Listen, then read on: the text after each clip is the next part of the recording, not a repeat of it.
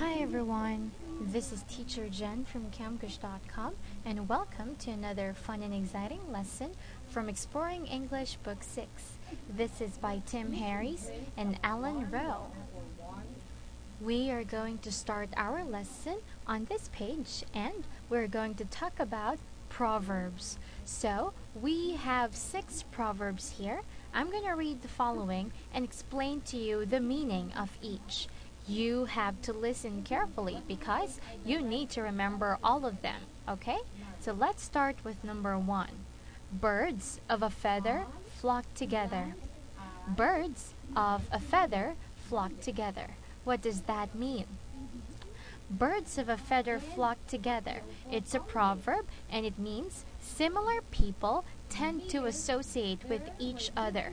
Or something that you say which means people who have similar characters or similar interests will often choose to spend time together. Okay? Now, let's go on to number 2. Don't cry over spilled milk. What does that mean? It's no use crying over spilled milk or don't cry over spilled milk. That's just the same.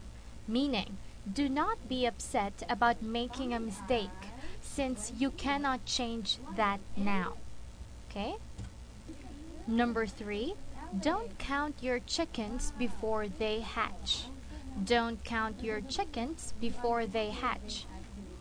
Meaning, something that you say in order to warn someone to wait until a good thing they're expecting has really happened before they make any plans about it. Because of course, you'll feel so disappointed when all of what you have expected did not happen or come true. Okay? Now, let's go on to number 4. You can lead a horse to water, but you can't make him drink. You can lead a horse to water, but you can't make him drink.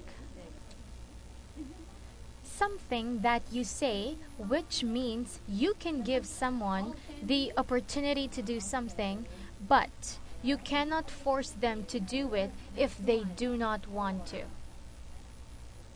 Number 5. All work and no play makes Jack a dull boy. All work and no play makes Jack a dull boy. It's a proverb and the meaning is it is not healthy for someone to work all the time and never play. Often used to exhort someone to stop working or to justify why you have stopped working. You can substitute the name of the person you are addressing for Jack. Okay? Number 6. Seeing is believing. Seeing is believing. Seeing is believing is a proverb. It means it is hard to believe something you have not seen. Implies that you will not believe the thing under discussion until you have actually seen it. Another meaning. Something that you say which means you can only believe that something surprising or strange is true if you see it yourself. So now, students, I want you to remember all those proverbs because they're all useful and full of meaning. Now, there's a question here. Do you agree with these proverbs? Do you have similar proverbs in your country? So, of course, you can think about all of them, okay? And remember the meanings as well. Now, let's go on to the next page and we have an exercise to answer. Complete the sentences using the infinitive or the gerund form of the verb in parentheses. Let's have some examples. She was accused of taking apples from Dr. Pasto's tree even though she wasn't tall enough to reach them. Now let's answer. He wanted something cool to drink after working all day in the hot sun. My girlfriend arranged to meet Mr. Bascom by telling his secretary that she was a reporter for the Daily News. I consider Mr. Bascom to be the best candidate and have asked all my friends to vote for him.